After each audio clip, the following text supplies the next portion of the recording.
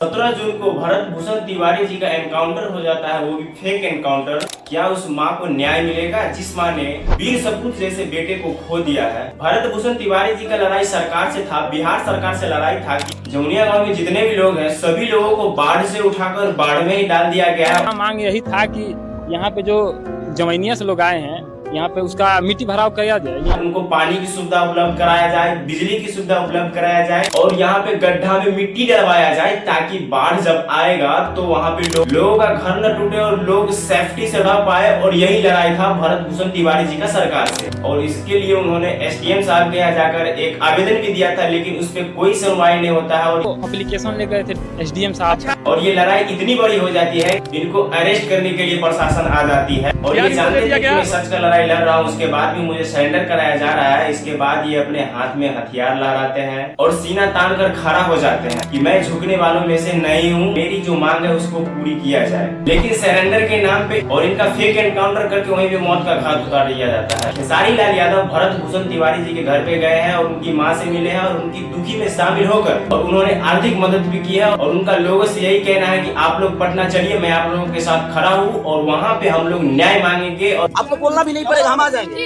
हम आ जाएंगे, पहले आप जाइए।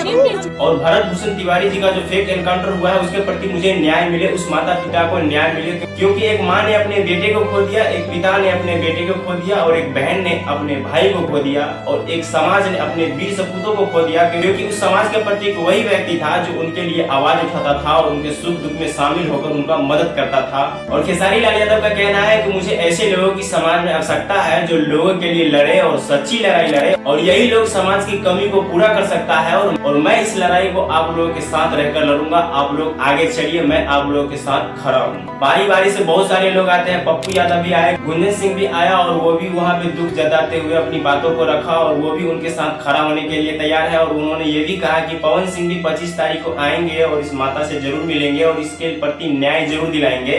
पवन भी अभी आने वाले हैं 25 तारीख को।